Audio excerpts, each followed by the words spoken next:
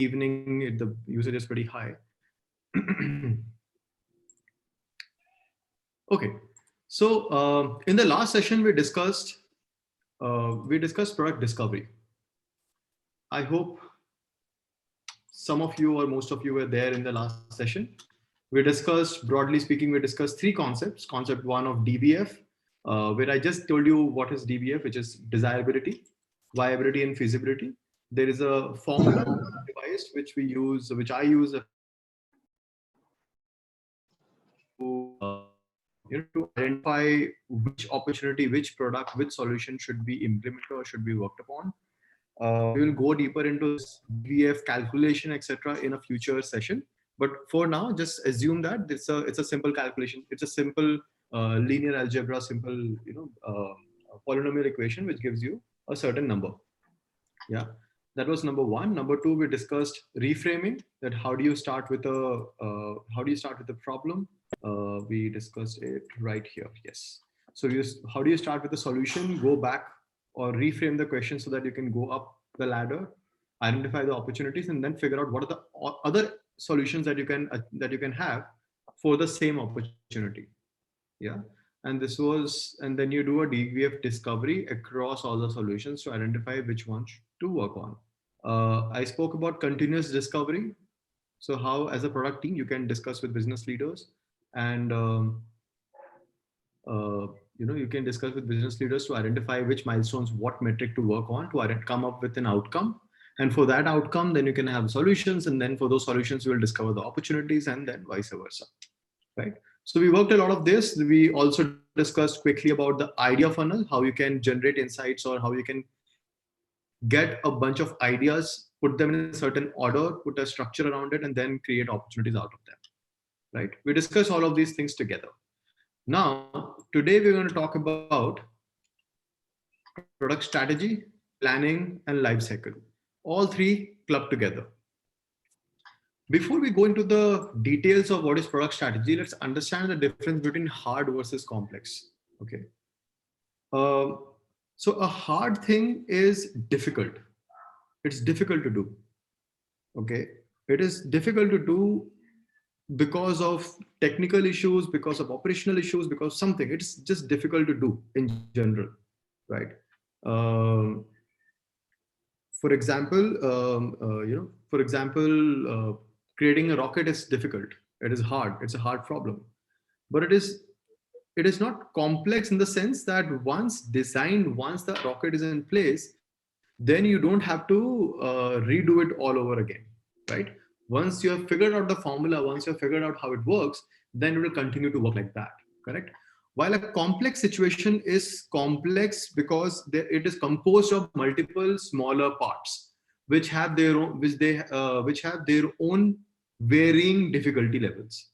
So, for example, people management. People management is complex because it is not reliable. Whatever you design today is not going to happen. It's not going to continue for the next time, right? So people management, you can't have a simple formula, one single formula that will work all the time, right? And it is an evolving thing that you have to continuously work upon, right? And strategy, any kind of strategy, whether it is marketing, whether it is business, whether it is product, any kind of strategy is hard and complex.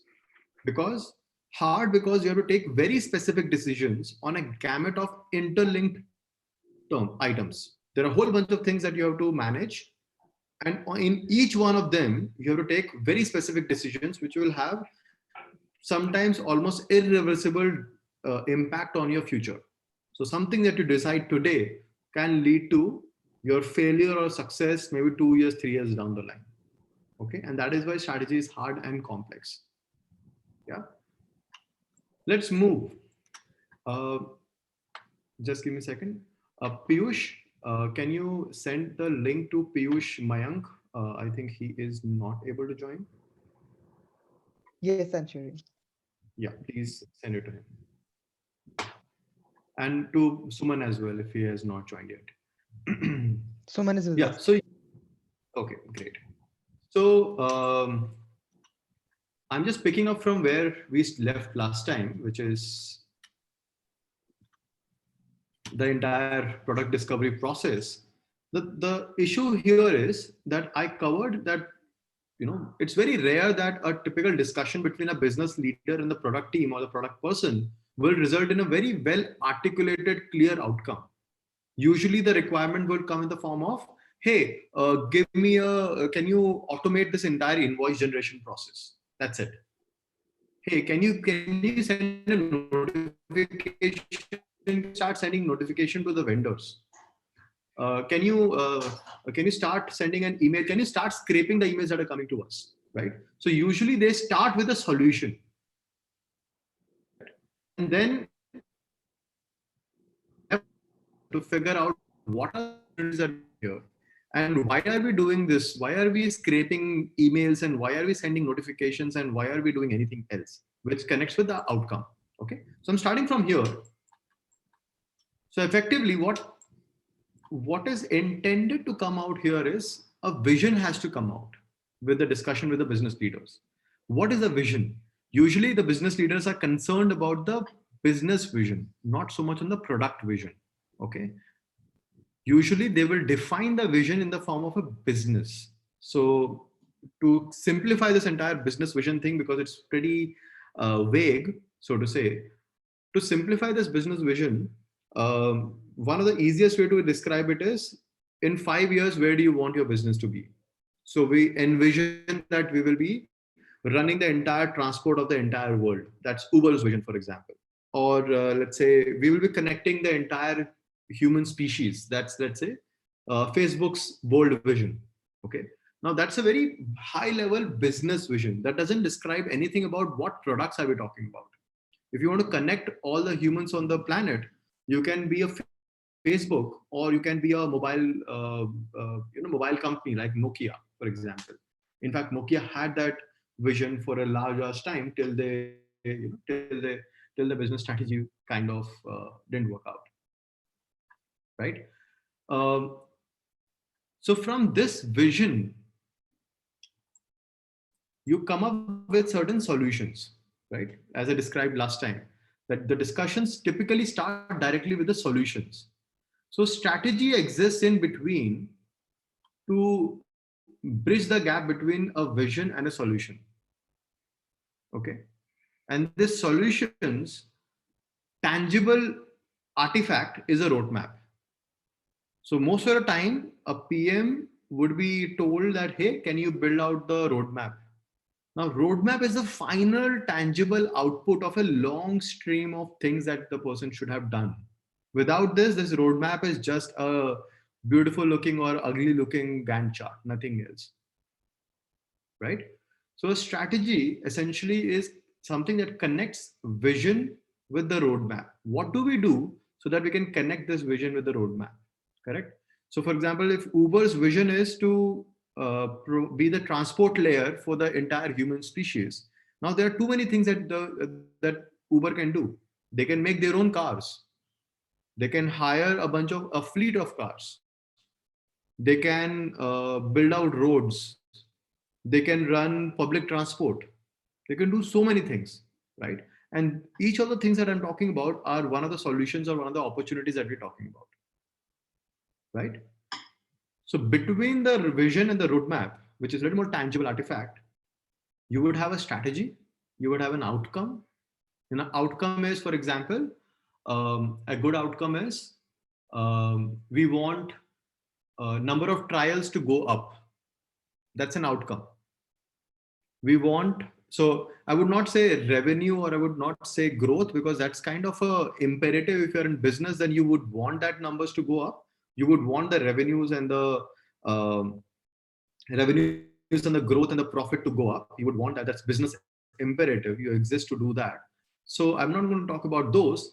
Let's talk about other outcomes. Like, for example, you would want the trials to go up, or you would want the checkout conversion to increase, or you would want to capture a new country or a new state or a new segment of the users. So you were prevailing in the luxury market. Now you want to attack the middle market or middle class market. So for example, Uber started with Lincolns are luxury cars in US. So Uber started with the Lincolns to begin with. Push a button and you get a chauffeur-driven Lincoln to drive you from point A to point B. That was entire proposition. And then it went down the market and opened up Uber, Go, and all the other cheaper alternatives, cheaper options for the larger market, right? So this is where the outcomes get defined. And now if you want to run, let's say, if you want to do increase the trials, right? When I say trial, I mean to say people landing on your website or landing on your app and then signing up for a trial. If you want to increase the trials, there are multiple opportunities that can exist, correct? So for example, you can increase the duration of the trial. So if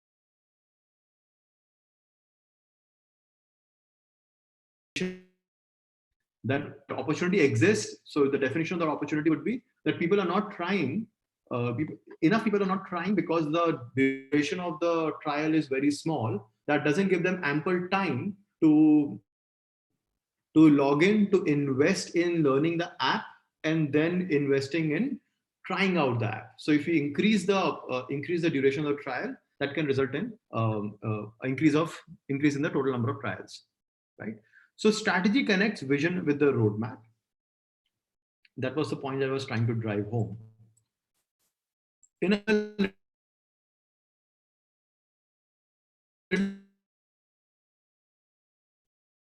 essential is your funnel, which we discussed in the last session. Build your continuous discovery funnel.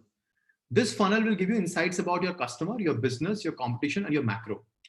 Macro is basically technology trends, market trends, market conditions, industry drivers, financial factors, anything and everything that kind of sets up the environment around your business, right? So this continuous discovery funnel teaches you everything about your customer, your business, your competition, and the macro. And this will inform your vision to strategy to roadmap journey. Okay, and very important to uh, to identify and understand here that this journey is not done once. It's not a linear journey, number one, and it's not something that you will do once and you'll forget. Depending on the stage of the company, depending on the stage of the product, you might have to do this multiple times. Okay, to draw a quick PLC here,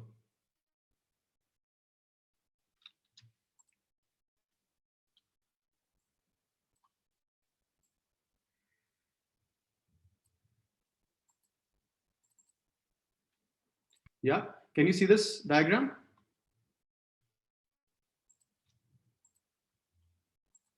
I hope you can see it. Yeah, I hope this you can see it.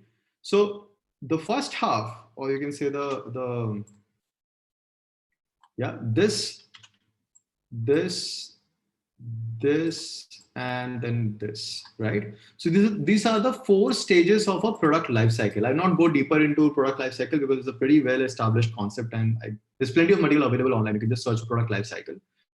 So this is the introduction stage. This is the first stage where the product has been introduced here. Number one. Number two is the stage. Number three is the mature stage. Number four is the decline stage. Okay, and now depending on the stage that you are in, your loops between vision to roadmap, vision to roadmap, vision to roadmap is going to increase or is going to decrease. So if you're in number one stage where you do not have a very clear idea of what you're building, or you have some idea of your vision of what you're building, but you have everything untested, nothing is validated. So you'll be running this loop multiple times and very fast. Sometimes even vision to roadmap can happen every week, for example, in the first phase. In the second phase, the loop will slow down. You will just slow down to maybe a month. You will loop over a month to 2 months. And then in the maturity stage, the loop starts to expand to about a quarter, 3 months to 6 months. And finally, during the decline stage, so two things happen. Either by the third and the fourth, this point, the juncture between third and fourth, either you give up on the product, that yeah, this product has lived its journey and let's move on, or you would decide that there is still some juice left and you would want to extend it, correct? So At this juncture, you might extend the roadmap. You would extend the life cycle by adding some extension products, by adding something else that can extend the life cycle before you can introduce a new product. Okay. So the idea here is this N is not, again, not a constant that you will set it once and you'll forget it. Okay. You'll run this loop multiple times, and each of the time you are going to be left with, you'll have to make some finite set of decisive choices across the four items, which is who is my customer, what exactly are we doing in the business.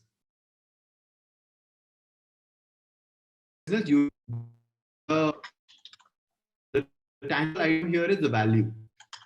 By the way, what is the value? So value is something that the user doesn't want to build by himself or herself, and that is the reason he is willing to exchange some money in exchange of that value, right? So business provides value to the customer, and you are essentially making, by using this continuous discovery funnel, you are going through this loop to create this finite set of decisive choices. Okay, and you will do this multiple times. And this decisive choices are happening across customer, business, competition, and macro. Macro, like I said earlier, just to highlight, technological trends, industry drivers, market conditions, financial factors, everything else that can influence what you're doing in your business, right? So, for example, how Corona is affecting a lot of businesses. So, an effective strategy, I'm not saying product strategy, I'm talking about an effective strategy, uh, covers these four dimensions. Okay, and you have to take specific, decisive choices. You can't say, okay, by the way, let's just attack all the middle class Indians. That's not a decisive choice. That's just something. You just said something. A decisive choice is you're saying that we are going to attack people living in tier one cities in Gujarat, Delhi, Mumbai. Maharashtra. We are going to cover all the tier one citizens who are affluent. That is, they make at least a lakh rupees per month. We're going to attack them, right? And a good strategy will lead to having a clear navigation route to your defined success metric. So if your success metric was increasing the number of trials or increasing the number of people driving or riding in your Ubers, whatever the case be, that defined success metric is achieved via a well-defined strategy. Okay. To put very simply, if there's one simple point to make, so journey from A to B, you will end with a tangible roadmap, which is an essential itinerary. So if you have ever planned a travel itinerary, essentially what you've done is a roadmap. Now, depending on how fast, how cheap, or how easy you want to make the entire journey, decide to walk, bike, fly, take a guide, not take a guide, stay for 30 days, stay for 3 days. You'll figure all of that out depending on what matters to you, right? So if it's a competition, that is, you both are going, let's assume that a bunch of you are vloggers, right? You are travel bloggers, and there's a whole new destination that has opened up. Let's say Baku, and you want to be the first person to go to Baku, and you want to capture the beauty of Baku before anybody else, so that you can improve your influence, and you can get some more subscribers to your YouTube channel. Let's say that's the goal that you have. Now this entire travel thing becomes a competition for you in that case, and you would try to reach there as fast as possible. You would try to dig as deep as possible and cover as much as possible in the least amount of time. So time is of concern for you. So your roadmap, your itinerary is going to be very different as compared to somebody who is going for a simple leisurely holiday. Correct?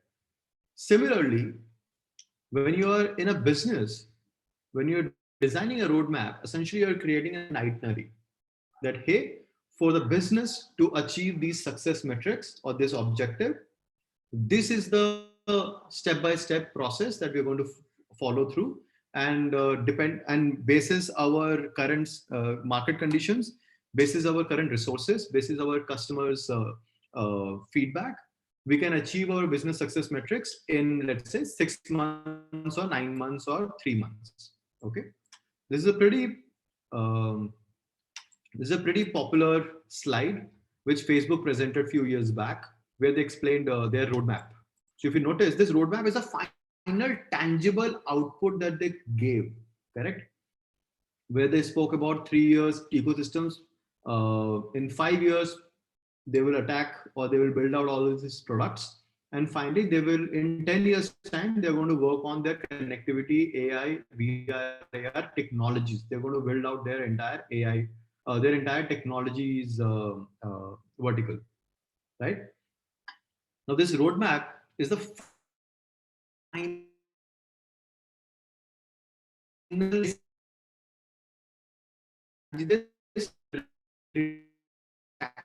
roadmap, right? Any questions right now? Anything that I need to address, Suman and Piyush? No, I think you're good. Go ahead. Doing good. Yeah. Good. Maybe Okay. maybe Let's move. one thing that you can call out is uh, the questions on how do we capture the roadmap. That is very tactical, but just touch upon how the roadmap looks like. I think beyond what we showed on Facebook, how does it capture in the real world? So I'm going to cover a bunch of frameworks that should help you. Roadmap definition or roadmap. How do we capture roadmap? Actually, is so. This is my humble request from everyone. Okay, and this happens too often that everybody wants to jump to the final tactical thing. Okay, tell me how to make a roadmap. Now, if you don't have the foundation, you will not make a good roadmap. As simple as that. So I can tell you how roadmaps are done. Simply, you have a bunch of products, prioritize them, put them in a certain sequence based on how much time do you have and how much resources, how much money you have. But it's easier said than done, right? You can't simply just throw a bunch of products on a Gantt chart or a calendar and you can get done. It will look like a roadmap, but that roadmap will be might pretty much a disaster because you have not baked in the strategy, the vision, the outcome, the opportunities, the solutions, etc., etc., etc., that mattered. So your prioritization will be off. Your resource allocation will be off, right? So hold your horses. We'll cover all of these tactical things, but let's get the foundation right. Cool. Okay, so let's talk about like so you understood the importance and how strategy works and where it falls in the picture, etc., etc. Let's go into some of the tactical frameworks that are available in the market. If you do some search, you'll find a bunch of tactical frameworks that you can potentially use. So one very popular is by Geoffrey Moore, who covered this value proposition framework, that for a target customer who has a certain need, my product or my brand name is in this market category that provides a key benefit or a very compelling reason for you to buy, unlike any of my competitors, and the product has this unique differentiation statement. Yeah. So this is a pretty okay. This is a pretty popular value proposition framework. Just to give an example of this, so let's take an example of, let's say, what are people doing right now? Let's say Netflix. Yeah. So for example, for Netflix, the target customer is millennials. Actually, that has expanded from millennials to anybody who has a good data connection and good mobile phone, Yeah, right? So we for we lost your screen. is it Yeah, we have lost the screen. okay? One second. Is it visible now? No, Okay. not No, I yet. think it is minimized. Oh, I I don't think you zoomed out. Yeah, we have it. Yeah, it's good. now it's visible. Yes. Yeah. Yeah. Okay. So I moved the screen a little bit. Maybe that is why it stopped the share for some reason. Okay. So yeah, so value proposition framework is a pretty popular one, and I'm just yeah. Hi Jashank, you can mute. You can switch off your video.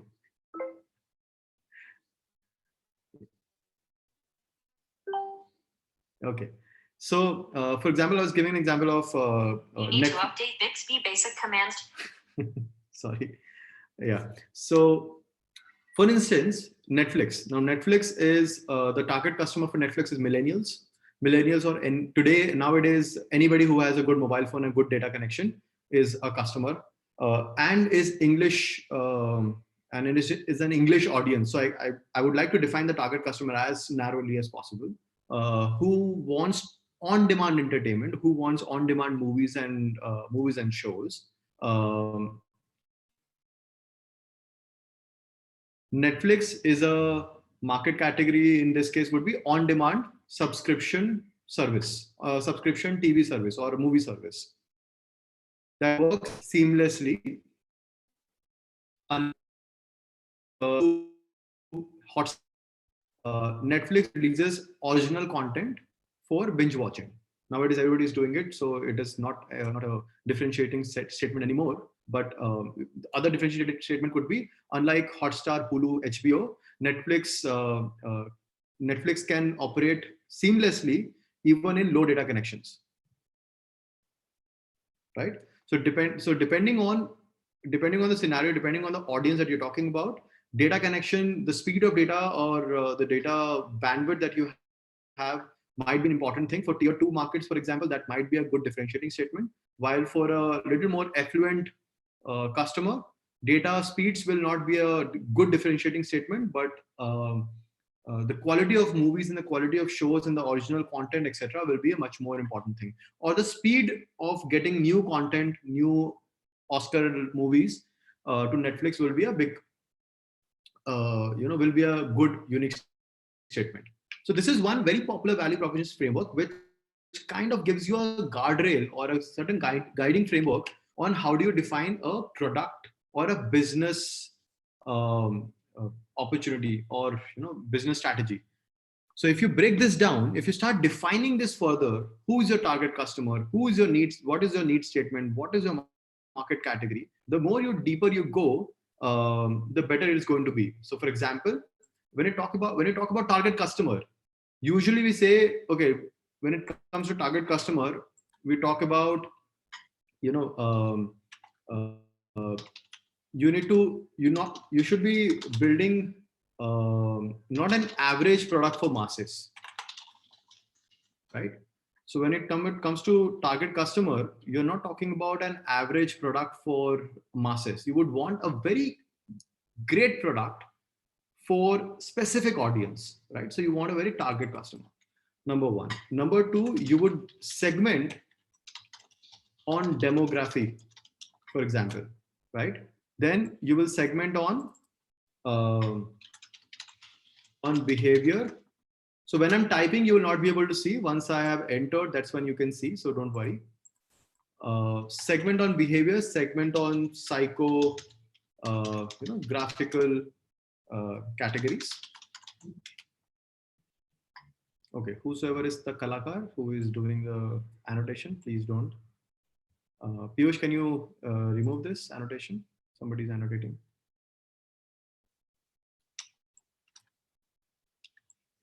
Yeah, so this target customer can be defined by figuring out if I've defined the market very well, if I've defined the segment very well. Number two, if the demography and the behavior and the psychographic categories have been covered. Number one. Number two, very, very critical here is that apart from the segmentation, it's also important that there is an addressable opportunity in the audience that you have segmented. So for example, if you're saying, I'm going to build a product, I'm going to build an easy way for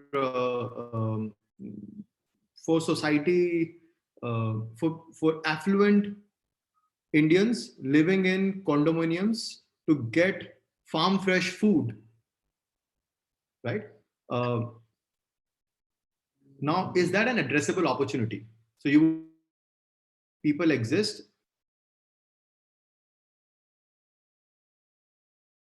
How many people exist? How many users exist? How much money do they spend? And so on. Second is, what is the potential revenue that you can make. And third, and very important, and I've seen too often that people forget about this, which is, do you have reliable access to these people? So you're talking about this affluent people living in condominiums in let's say US. Do you have access to them? And do you have reliable access to them? If you don't have it, then no matter the product, no matter whatever you have, you are dead in the water, right? You have nothing, right? Second is a need statement. The need statement is very simply, is the need a real need, right? Need statement is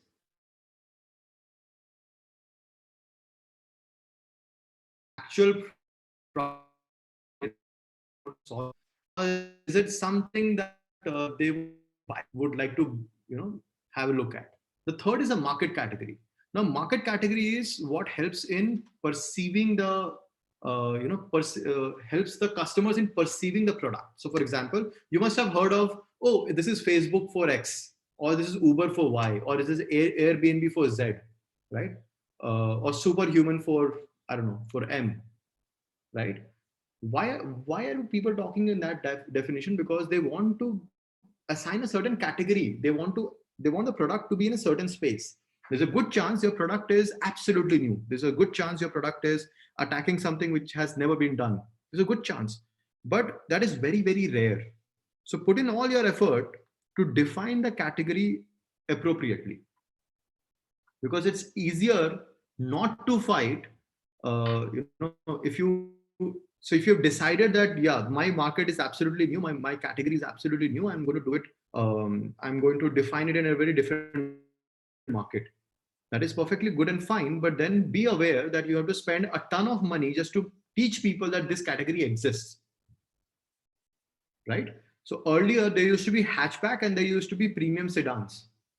There was nothing in between. There was no like cheap sedans, right? So there was a lot of money that was spent by automobile companies to to fill in the gap between the luxury sedans and middle class sedans, if I may, right? Then comes the key benefit statement. In the very beginning, if you are a startup, or if you are in a large company, you are still just trying to do something new, only one benefit is needed. You don't need a lot of benefits. Okay, just pick one and just run with it. Obviously, you have to validate it. I'll just cover that in a bit. You have to validate it. You have to go through the entire cycle of testing and hypothesis, etc., etc. But just test one thing and that's it. The second is very critical, that features are not the benefits. Okay, so a product feature might be the product feature might be it has 28 MP camera. That's a feature.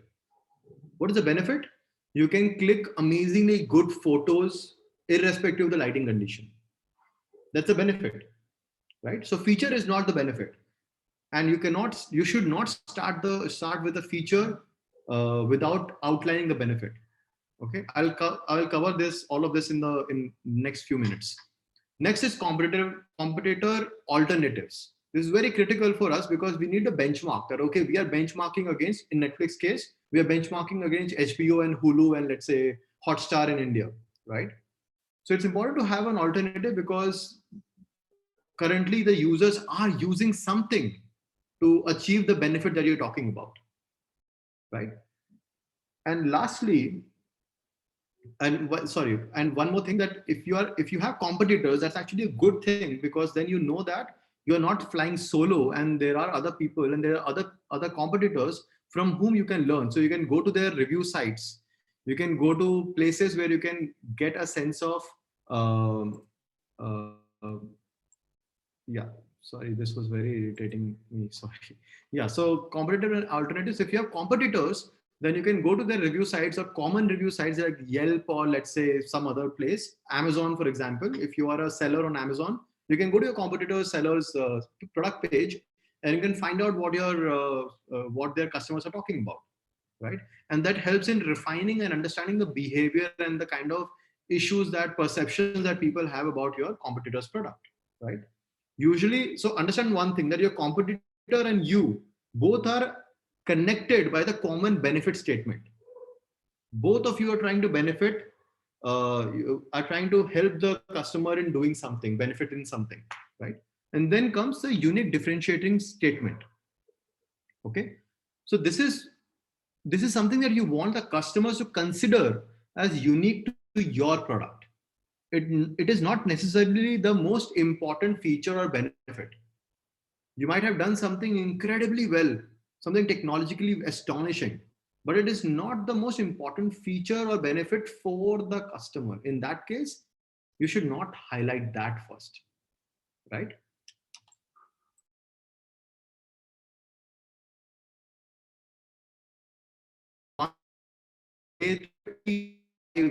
Very quick, do just write this statement and good to go. But yeah, although it's very simple, just a couple of lines and you're good. In reality, to be able to answer this thing, you really need to have an answer to all of these 6 items: target customer, need statement, market category. You need all of this, and each one of them deserve a good amount of thinking. Number 1. Number 2, there are 3 other frameworks. Okay, and then I'm going to cover my framework. So there are 3 other frameworks. I'll not go deeper into this. You can search for them and you can find it. So one is by Roman Pichler. He's a pretty popular guy in product, writes a lot of stuff. Product personas, blah. And there is Melissa Perry, who has a little more tactical, little more usable framework. So define the vision. In X time, you will do this, this, this, and what's the target condition? What's the current state, right? These 2 are pretty decently popular, but I don't like either of them.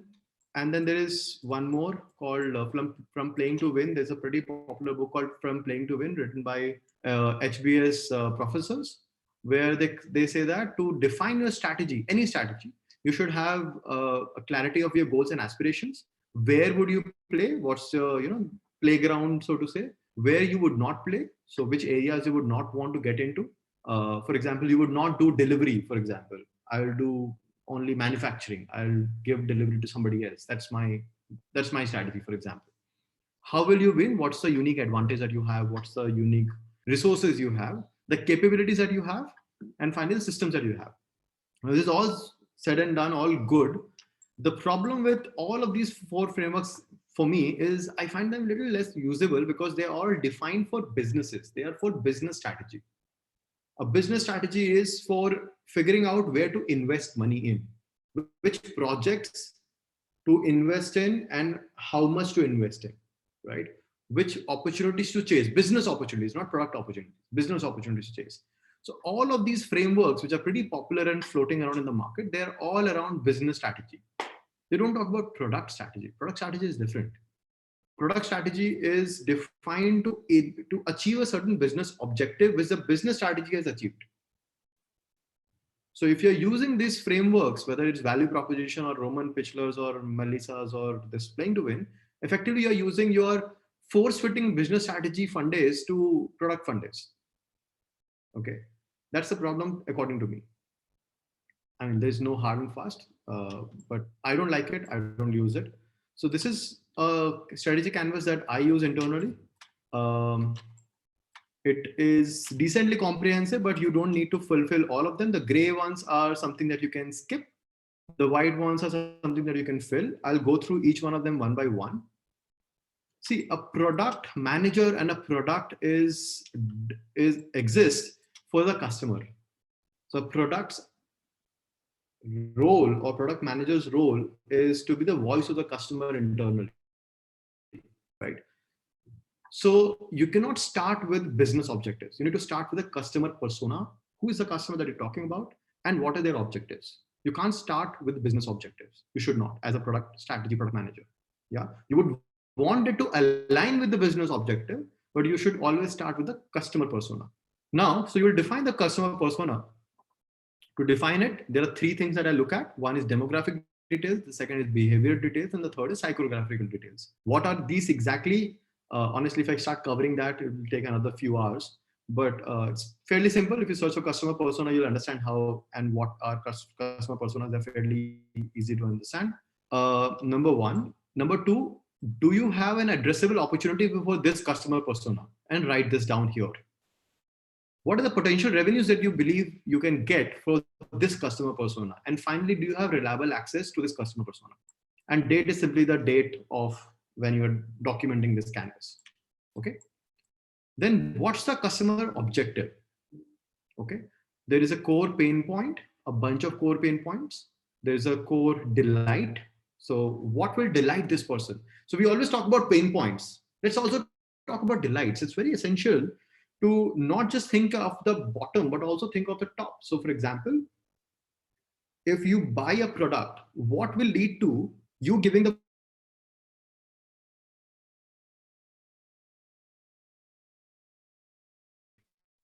to your friend? Right? So that is customer objective. So if you can, so the 1-star rating is something that you would give to a product if the product doesn't perform, doesn't do anything, and your core pain point stays as is. Right? And in fact, you feel even worse because you have spent some money to achieve that, or to spend some money to try to solve your pain point, right? And 5-star, if you are completely delighted that the product performed as is and even better, it was a delight, for example, right? So it's important to capture both of them, not just the pain point. So capture the two, and the third is alternatives used. This is another very important thing that I like to capture, which is what are they doing today, right? The people are, there is a pain, we understand, but then again, they have been living and they have been doing whatever they, like people are existing without you so far.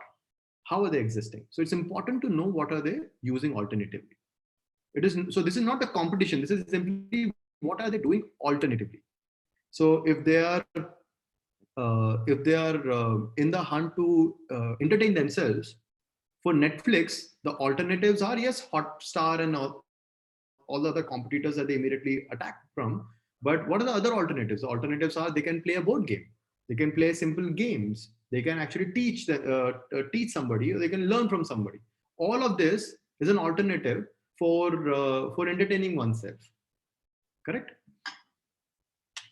Then a success definition, that is, how would you decide, how would you define if the customer objective of the pain point, the delight, has been met? Okay. And finally, the date by which you would want this success to achieve. You would want to achieve the success, right? Then the business objective. So if you're doing something, whatever the product, whatever the discussion is happening with your CXO or your VP, for example, there's going to be some objective. The objective could be, hey, we would like to go into tier 2 markets. We would like to launch new restaurants in, let's say, Swiggy would want to launch in, let's say, new markets in, let's say, Jabalpur or Indore, for example, or let's say some tier 2 city. So you would want to experiment in a new market. That's the business objective. Now, then you will start going deeper into figuring out what exactly is the experiment, who are you defining, how would you define the success of the experiment, and so on, right? Or the other objective could be, I would like to capture the market share. So for example, for Reliance Jio, capturing the market share was the most critical thing. So they achieved it in a different fashion altogether. Then comes the budget. Without budget, no business objective can sustain. This again is something I see too often that people don't talk about, right? So CXOs will tell you something and you will simply pick it up and you will go. Don't go till you have an exact idea of the time that is available to prove the objective or to achieve the objective, or the money that you have to spend. Without this, you are shooting in the dark. You have no idea what you're talking about, right? Then finally, the success of definition. What will you do for capturing market share? How would you define if you are achieving your success, achieving the objective or not? And finally, the date by which you would want to achieve it. Now, with this, you would define the opportunity. I like to define the opportunity in very simple: faster, better, cheaper. That's it. So faster is simply performance, better is quality, and cheaper is price. Right? Price or effort, whatever it is. So if you can simply quantify or categorize the opportunity in these three ways. So for example, I would like to capture the market share for Reliance Jio. I would like to capture the market share in the telecom industry, and I would like to get a lion's share of the audience. I would like to get a lion's share of audience to my on Jio, right? How will you do that? I can make it faster, I can make it better, or I can make it cheaper, right? Now, yes, if you're doing telecom, it's very hard to, not do one of them. You would want to be faster, you would want to provide good speeds, you would want to have better quality networks, and you also would want to keep it cheap. But if you're a smart business leader, you would exactly know that there is only one thing that you really need to do far, far better than anybody else. So you really need to be cheap, or you really need to be price effective, very, very affordable, right? Very, very affordable for the to capture Indian audience, right? If you just equivalent to their competitor, that is the Airtels and the Vodafones of the world, just equivalent in terms of the speeds and the performance, that is still okay, right? That is still okay, but you need to be cheaper than your competitors, and automatically the audience is going to come, right? That's the opportunity. Now, for that opportunity, this is the product statement that I like to make. This is the statement that I have made, which is I will build, or simply build X to do Y, that will solve a customer pain point. CPP is customer pain point, and gives a customer delight, which will be faster, better, cheaper than the alternatives.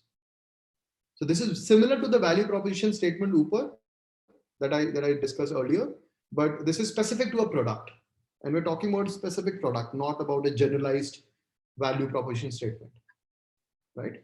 So just to zoom out, we start with the customer persona, define their objective, the success definition, the date by which you would want to achieve the objective.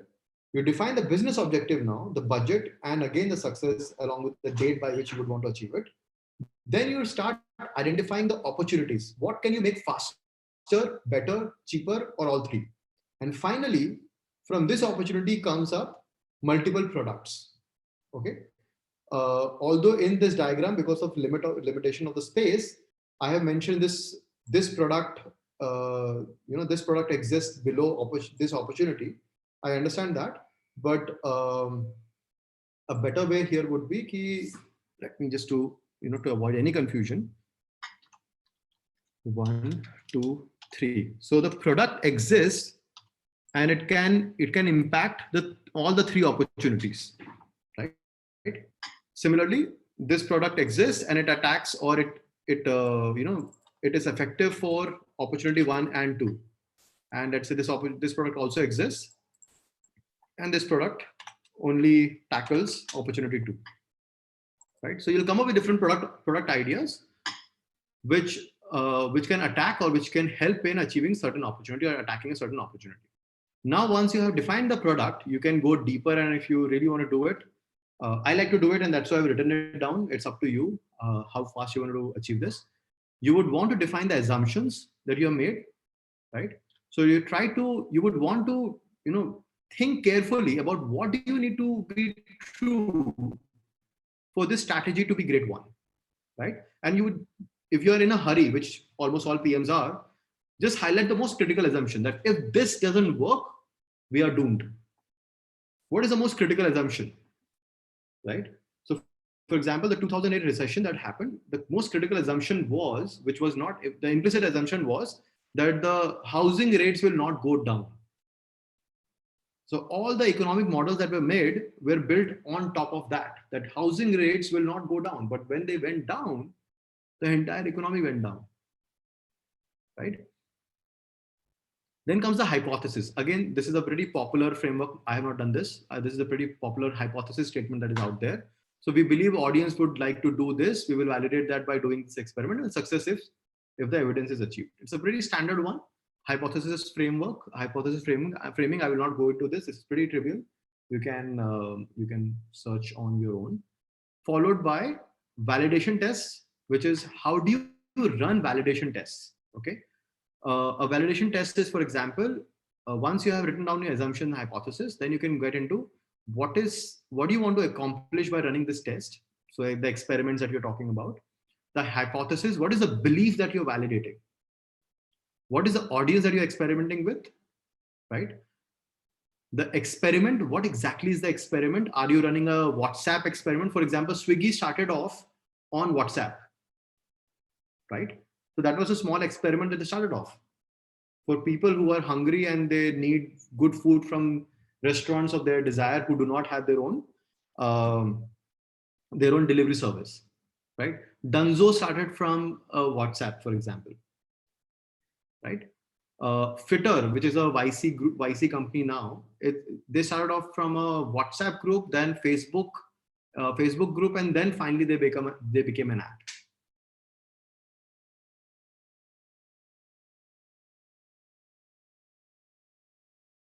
Impact happens on two kind of metrics. Direct is something that will directly be impacted by the product. So if you build out this product, for example, on Netflix, let's say if you launch, let's say Netflix, you have to build too many things. I'm just thinking about an opportunity. So on Netflix, if you can create a wish list or a binge watching wish list instead of a simple my list kind of feature, you would want to create your own wish list. Then the assumption here is that by creating a wish list or a playlist feature, let's say, instead of calling wish list, let's call it playlist. So let's say at Netflix, we are going to provide, or we're going to build a custom playlist feature for our audience so that they can create their own playlist of movies that they would like to binge watch over the weekends. So the assumption here is, or the expectation here is that by doing all of this, the user will be more engaged and would be able to watch movies at length without the analysis paralysis that happens in between the movies as to what to watch next, right? So that is a direct metric that we are attacking. What is the indirect metric? There's a good chance that this way we can start selling group subscriptions as well. So instead of buying a full month subscription, you can buy a weekend subscription. If we start seeing that a good number of people are creating this weekend playlist, then they might also end up paying. There is an audience outside of our paying customers who would like to just pay for a weekend of 6 movies or 8 movies or something, right? Then comes the effort, and effort is defined in terms of time cost and dollar cost. Pretty simple, pretty straightforward. How much time is going to take, how much dollars is going to take. Sometimes people also mention opportunity cost, but usually opportunity cost is very hard to actually define. So in a practical and a realistic scenario, you would not write it down. Finally, the question, the DBFQ, which I've been mentioning since the last session, simply it's a measure of how desirable do you think the product is for the audience, how viable is the product, and how feasible is the product. And basis that, you will come up with a score. How to calculate the score, we'll talk about this in a future session. I'll definitely do it, don't worry. But for now, just imagine that you're giving a 1 to 10 score on desirable, viable, feasible metric, and then you're coming up with a final score. And basis all of this, you will ultimately have a decision, which will be either to abandon this product, experiment this product, double down on this product, or launch this product altogether as a vertical. Yeah. So this is a product strategy canvas that you can actually use. It uses some of the business strategy fund days concepts that I mentioned earlier. A typical, in a typical sitting, you can easily finish this large scale canvas for a mid-size startup in about 1 hour to 1.5 hours. In one sitting, you can do this, and you can complete this entire strategy canvas. And then this will start guiding you for your quarter. Now, if your startup is too young, right? If it's too young, then I will recommend that you should be, this will take you should be doing this maybe once in every month, not more than that. You should at least have 1 month clarity. And if you are a Series A onwards, then you should be doing this once in 3 months. Okay. And it takes us about 1.5 hours to completely write this down. If you are completely into the product or in the company as such, if you are young, if you're new in the company, that this might take longer. It might take you 3 hours for the first time, and then gradually it get easier and easier. Yeah. Any questions? I can take up an example if you want. It's fairly straightforward, but yeah. If there are any questions, I can take any. Or I can maybe Talvinder, an example would help everybody. Okay. Okay. So example for this product strategy canvas. Yes. Okay. Yeah, I'm interested, to be honest. Let me try. Let me try to make one. Okay. So let's use Uber as an example. I will skip the obvious things about Uber. So for example, for Uber, okay, let me just write it down. So let's say the customer persona that I want to talk about in Uber is, let's say,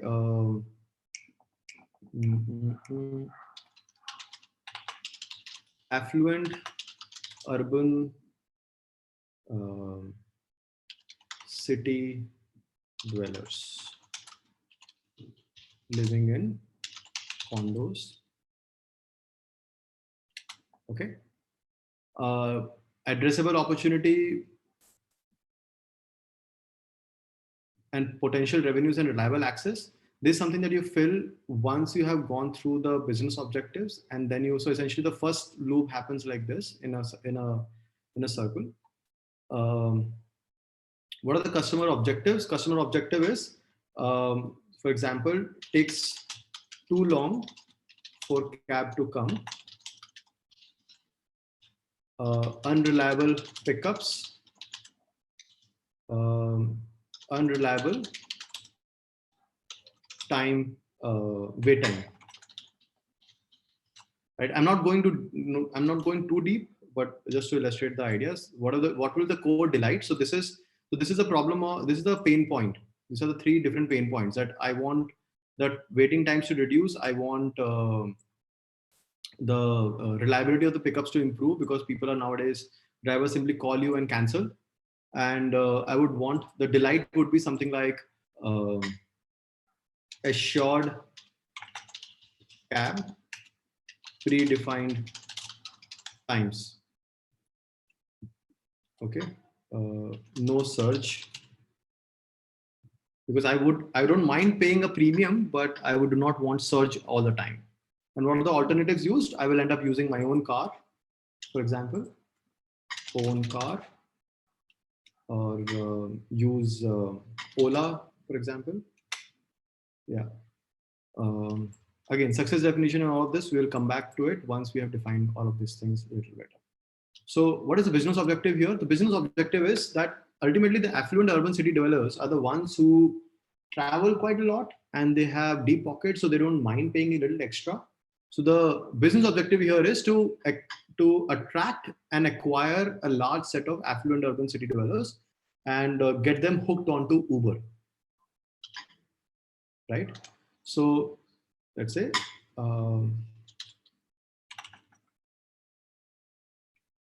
acquire majority market share of affluent urban city dwellers. Let's call them AUCD. I'll keep on writing otherwise. Cool. Now there's a budget for this. This is fine, but yeah, if we do this, then there's a good chance we might cannibalize our core business, and we also will have to operationalize this entire assured cab and assured service and assured times, which is an operational risk. But are we willing to take that hit? Are we willing to? Is there enough validation or enough data point that proves that if we give assured cab and on predefined times without any surge, the amount of money that we're going to make is going to be larger than the opportunity cost of, or the opportunity lost when these AUCDs don't take up Ubers, right? So for this, let's say I would like to run a small experiment of, let's say, I don't know, I'll earmark, let's say 200K to run this experiment and prove it to me, right? So success definition is, let's say the percentage of AUCD, right? Or the percentage of AUCD active increases on monthly basis. Or, so I'm just saying monthly, but there's a good chance these people have a habit of traveling daily or weekly. So the cohort that we're talking about, in that case, it can be weekly or monthly as well, weekly or daily as well, right? So what is the opportunity?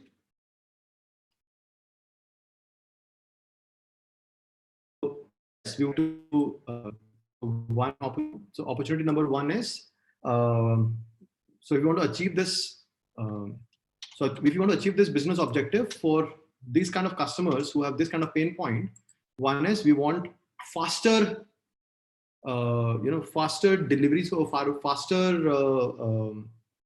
dispatch. So we would want the opportunity one is faster dispatch.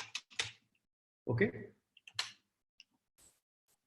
Opportunity number two is no cancellation. Right. So better, because currently what is the problem? The cabs are not clean, no cancellation. That could be one opportunity. The other opportunity can be cleaner cabs. The third could be better drivers. Although these two things are, so cleaner cabs and better drivers, I don't like personally, because both of them are subjective, but no cancellation is very objective. So I like no cancellation. So if no cancellation is happening, there's a good chance that the AUCD is going to be happy. The third opportunity is no surge. So overall, less painful. The booking experience is less painful, because otherwise right now it's a cognitive load. Every single time you have to book an Uber, it's a cognitive load. You will open it up, you will wait for it, then there's a surge, and then you're like, oh shit, then you'll go to Ola, then you will check, oh shit, and then you're like, now I need to go get to home. So let's see who I want to pay, right? So now for these different opportunities, we can then come up with different product definitions, right? The product definition can be, let's build a monthly pass, for example, right? To provide cabs faster or guaranteed in 5 minutes, right? In 5 minutes or less, right? I can go on, but I think this is explanatory enough. Do you want me to continue, or this is explanatory enough? The time is, we are exceeding the time, that's why I'm confirming. Folks, is this good enough, or do you want me to go through the assumptions and everything? I guess it should be fine, Talvinder. But can you please share this template also with us? Yes, all of this will be, will be shared. Don't worry. Cool, great. Yeah, all of this will be shared over time. I mean, all of this data, etc., will be available to you. Don't worry. Cool. So I'll pause here, and I'll just summarize quickly what we discussed. So in previous session, the session number 1, we discussed about product discovery, where the entire idea was where do you generate ideas, and where do you collect ideas, and where do you put them together, and how does these ideas connect back with opportunities and the outcome that you will typically look at at the business level, number 1. And today's session, we connected that product discovery with a little more tactical stuff, which is strategy. How do you use strategy? Where does strategy come in, and what is the role of strategy? And then we went into the different frameworks that exist. If you were to define business strategy, these are the 3-4 good frameworks that exist. You can use any one of them depending on what you like. Or you can use the one which I have defined, which is defined purely for product strategy, not for business, right? It definitely gets informed on the business, but not, but it is meant for product, right? Lastly, one important thing in all of this, okay, in all of this customer persona or Ayushi, your camera is on, perhaps you don't know. So in all of this product strategy, all of this different stuff that I've written, don't forget, please don't forget, and this is super critical, that you're continuously being informed by this process, this idea funnel that I covered in the last session. You're continuously being informed. So you need to have this engine running all the time, because this will keep informing you. Are you attacking the right customer? Are you attacking, do you have the right business priorities? Do you have the right product priorities? And so on and so forth. Cool. And here is where I pause. I hope you liked it and hope you gained something out of this. Thank you. I am here in case Thank you, anyone Talvinder. wants to ask a question. Thank you so much. Thank you. So the next session is not after 2 days, after 3 days. Next session is on Tuesday, okay? And in the next session, what are we covering? One second. Yeah. Next session, we're going to cover roadmaps and prioritization, which is where we're going to cover DVFs and the roadmap, the tactical stuff that we mentioned, some of you asked today. What is the meaning of double down? Double down means you would want to invest. You figured out, okay, this thing works, and you would want to jump in and you would want to invest more and more in it. That's what double downing means.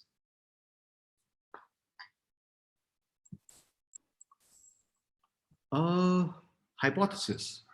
Shubham, there's plenty of material out there. I can explain it, but there's plenty of material out there. You can easily go through it. Right. So a hypothesis is basically you would create a hypothesis, to basically bring out your assumptions, to bring out your specific audience, to bring out what would you like to do for this audience before you jump into any kind of investments. Okay. So a hypothesis statement would be something like, let me think. I'll take the example of, I don't know, key benefit statement and unique differentiator. Okay. One second, I'll cover hypothesis first. One second, I'm jumping into my notes. Where is my note? Okay.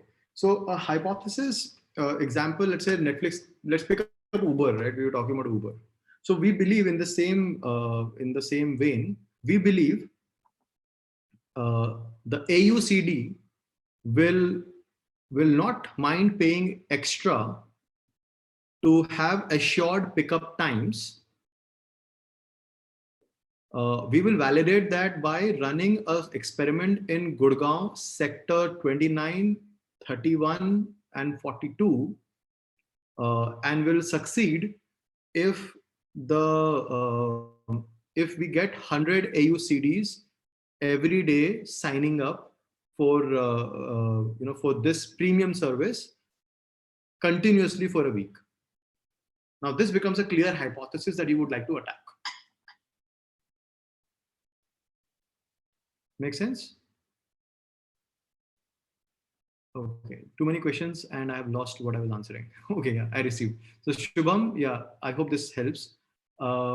Please share templates, assignments, etc. See, honestly, I'm pretty swamped to create an assignment. I've been thinking about creating an assignment, but I've just do not have the time right now to create an assignment. No, so assumption and hypothesis are not same. Hypothesis is different. Assumption is different. Assumption is an implicit assumption. Implicit assumption is you are assuming that the person is going to pay, or you're assuming that these people actually care about the timings, for example. So assignment and homework, a lot of you are asking, but honestly, I'm very swamped, so it's very hard to actually create an assignment which I can evaluate. So I'm not sure. I'm not figured out how to run an assignment or a homework right now. We are working. So I'm working with a couple of you to to make this notes a little more legible and put all of these notes in a proper structured way. Two of you are helping me out there. So if somebody else can volunteer to help me create assignments and run this program a little better, most welcome. What were the limitations in existing framework which caused you to create a new framework? I told about that, Vinay. The limitation of existing framework is they are business framework. They are business strategy frameworks. Their outcome is a business objective and business metric. They're not talking about product strategy. They're not talking about customer. Look at any one of them. They hardly talk about customers, or for them, customer is just a persona. That's it. They don't go any deeper. So that is the problem with the existing frameworks. Difference between key benefit statement and unique differentiator. So key benefit is the benefit that you're talking about. The benefit is we provide reliable access to drivers, and unique differentiator is we are completely on mobile. You don't have to call, you don't have to do anything. You just have to push a button and you'll get a driver.